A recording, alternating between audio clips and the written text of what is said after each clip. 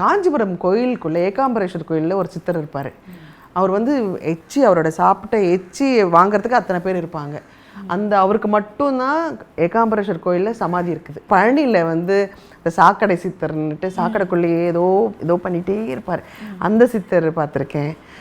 நிறைய சித்தர்களோட அந்த ஆசீர்வாதம் எனக்கு இருக்குது. நிறைய பேரை பார்த்துருக்கேன். நான் வந்து 13 வயசில் எங்கள் அம்மா வந்து இவ்வளோ நடிக்க வைக்கலாமான்னு கேட்குறதுக்காக ஒரு சித்தர்கிட்ட கூட்டு போகும்போது அவர் சொன்னார், ஜப்பான் காரில் போவா அப்படின்னாங்க. அப்போல்லாம் மாருதியே வந்ததில்லை. மாருதி 800லாம் வர நாங்கள் தான் ஃபஸ்ட்டு கார் வாங்கினோம். அதெல்லாம் வந்து சித்தர் வாக்கு உண்மைதானே. அது எல்லாமே நான் வந்து ரோஜா மாதிரி இருப்பா, நீங்கள் எல்லாம் முள்ள அவளை குத்துவீங்க, உதாரணம்லாம் சொல்லியிருக்காங்க. சொல்லிட்டு போயிட்டேங்க. அதுக்கப்புறம் திருப்பி போய் அவங்கள பார்த்தா கூட அவங்க எங்கே இருக்காங்கன்னு கூட தெரியாது நமக்கு. சித்தர் பீடத்துக்குள்ளே போனாலே நம்ம ஏதோ ஒரு கனெக்டிவிட்டி ஆகி நம்ம சார்ஜ் பண்ணி வந்து நம்ம ரெஜனவேட் ஆகிட்டு வருவோம். ஸோ அந்த மாதிரி அவங்களோட புக்ஸ் எல்லாம் படித்தாலே அதுக்குள்ளே ஆன்மீகமாக உள்ளே போயிடுவோம். வெளியே வர்றதுக்கு ரொம்ப கஷ்டமாயிடும். ஆமாம், இந்த சித்தர்கள் மகான்கள் இவங்களை பற்றி உங்களுடைய அபிப்பிராயம் என்ன? உங்களுக்கு பிடிச்ச சித்தர் அப்படின்னா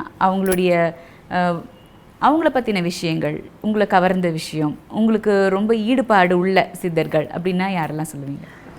சித்தர்கள் பேர் ஞாபகம் இல்லை, ஆனால் நிறைய சித்தர்களை மீட் பண்ண வேண்டிய ஒரு அந்த சூழ்நிலை வந்து எனக்கு கடவுள் உண்டாக்கி கொடுத்துருக்காரு. கன்னியாகுமரியில் ஒரு அம்மா இருப்பாங்க. அந்த அம்மா பேர் மாயி. குப்பத்தொட்டி அந்த மாதிரி இடத்துல தான் இருப்பாங்க.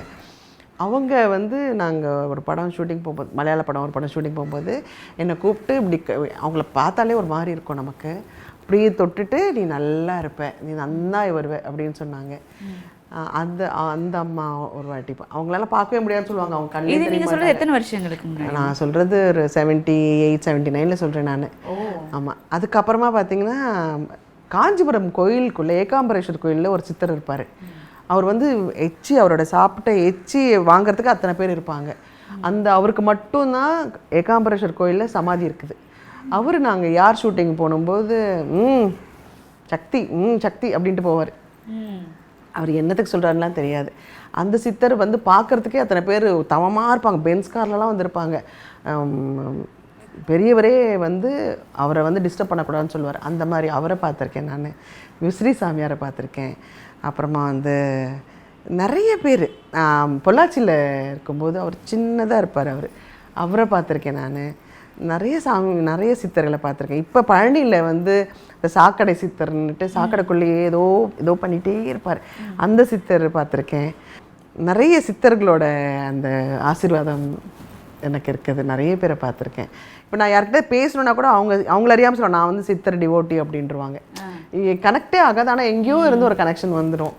அதனால ரொம்ப அது என்னவோ ஒரு கனெக்டிவிட்டி. அது அந்த யார் படம் வந்து அந்த பீரியடில் வந்தபோது பயங்கரமான ஒரு பக்கம் அந்த சாத்தான் அந்த அரக்கன் அந்த இது பயம் ஒரு பக்கம் இருக்கும். அதுக்கப்புறம் ஒரு பக்கம் ஓகே அந்த ஈவிலை டெஸ்ட்ராய் பண்ணிடுவாங்க கண்டிப்பாக அம்பாள்ன்ற அந்த ஒரு விஷயம். அந்த ஜெனரேஷன் அப்போ படம் பார்க்கும்போது அப்படி ரியலிஸ்டிக்காக ஃபீல் ஆனது. ஆனால் இப்போ பார்க்கும்போதும் அது வந்து ஒரு பழைய படம் அந்த மாதிரி ஒரு விஷயம் இல்லாமல் இப்போ பார்த்தாலும் அதே ஃபீல் வந்து கிடைக்குதுன்றது வந்து அது ஒரு சிலருடைய அந்த வைப்ரேஷன்ஸ் அதில் இன்வைப் ஆகிருக்கிறது. அதில் கண்டிப்பாக உங்களை மாதிரி ஆர்டிஸ்டுடைய என்ன சொல்கிறதுனா அந்த வேவ் லெங்த் அந்த விஷயம் ஆன்மாக்கள்லாம் இருக்குது அதில் டெஃபினெட்லி. அதனால தான் அந்த சித்தரை சொல்லியிருக்காருன்னு கூட வச்சுக்கலாம். நிறைய பேர் சொல்லியிருக்காங்க நல்லா இருப்பேன். அதாவது அவங்கள அறியாமல் நான் வந்து 13 வயசில் எங்கள் அம்மா வந்து இவ்வளோ நடிக்க வைக்கலாமான்னு கேட்குறதுக்காக ஒரு சித்தர்கிட்ட கூட்டு போகும்போது அவர் சொன்னார், ஜப்பான் காரில் போவா அப்படின்னாங்க. அப்போல்லாம் மாருதியே வந்ததில்லை. மாருதி 800லாம் வர நாங்கள் தான் ஃபஸ்ட்டு கார் வாங்கினோம். ஜப்பான் காரில் போனேன். என்னோட 13வது வயசில் சொன்னாங்க. அதெல்லாம் வந்து சித்தர் வாக்கு உண்மைதானே. அது எல்லாமே நான் வந்து ரோஜா மாதிரி இருப்பா, நீங்கள் எல்லாம் முள்ள அவளை குத்துவீங்க, உதாரணம்லாம் சொல்லியிருக்காங்க. சொல்லிட்டு போயிட்டேங்க. அதுக்கப்புறம் திருப்பி போய் அவங்கள பார்த்தா கூட அவங்க எங்கே இருக்காங்கன்னு கூட தெரியாது நமக்கு. சாமித்தோப்பு ஐயா அந்த சுவாமி சித்தர் அங்கே போயிருக்கோம். அதே மாதிரி ஏரல் சேர்மேன் சுவாமின்னு சொல்லுவாங்க. அவங்க புக்ஸ் எல்லாம் படித்து அங்கே போய் ஆகணும். அங்கே போனதுக்கப்புறமே நமக்கு ஒரு வைப்ரேஷன் வரும். அது எல்லாருக்குமே கிடைக்காது. அது எல்லாத்தையும் விட இங்கே நம்ம திருவான்மியூரில் வந்து முருகர் கோயில் இருக்குது. பாம்பன் சுவாமிகள் பாப்பா அதை விட ஒரு பெரிய வைப்ரேஷன் இருக்கும். ஸோ சித்தர் பீடத்துக்குள்ளே போனாலே நம்ம ஏதோ ஒரு கனெக்டிவிட்டி ஆகி நம்ம சார்ஜ் பண்ணி வந்து நம்ம ரெஜனவேட் ஆகிட்டு வருவோம். ஸோ அந்த மாதிரி அவங்களோட புக்ஸ் எல்லாம் படித்தாலே அதுக்குள்ளே ஆன்மீகமாக உள்ளே போயிடுவோம். வெளியே வர்றதுக்கு ரொம்ப கஷ்டமாயிடும். அதனால் அதெல்லாம் வந்து மறக்காமல் போயிடுவேன். சரிம்மா, அப்போது இந்த மாதிரி ஸ்தல வழிபாடு நீங்கள் போய் வழிபடுறதுன்னும் போது நீங்கள் எந்த கோவிலுக்கு அடிக்கடி போவீங்க, எந்த கோவிலுக்கு போனால் மன நிறைவு அப்படின்றத ஃபீல் பண்ணுவீங்க? எங்கள் அம்மா கோயில் தான். நான் இந்த கோவிட் இந்த கேப்பில் பார்த்தீங்கன்னா கோயிலுக்கு போகாமல் ரொம்ப கஷ்டப்பட்டேன்.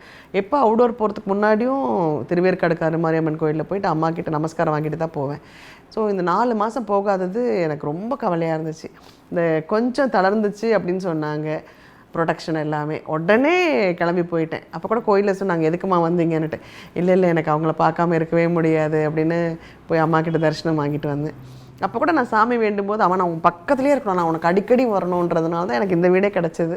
இந்த வீடு வாங்கி இங்கே வந்தது, அம்மாவை அடிக்கடி போய் பார்க்கணுன்றது தான். ஸோ ரொம்ப எனக்கு ரொம்ப பிடிச்ச ஒரு தெய்வம். ஸோ இப்போ போயிட்டு ஒரு அம்மாவுக்கு நான் வந்து கொடுக்குற பால் தான் அம்மாவுக்கு அபிஷேகம் பண்ணணும்னு சொல்லிட்டு ஒரு பசுவும் கண்ணும் வாங்கி கொடுத்தேன் அம்மாவுக்கு. அப்போ சொல்லுவாங்க, அம்மா உங்கள் காலை பாருங்கள் எப்படி நிற்கிறாங்க அப்படின்னுட்டாங்க ஆஃபீஸர்ஸ் எல்லாமே. அந்த மாதிரி நிறைய பேர் நிறைய கண்ணில் காட்டியிருக்காங்க எனக்கு.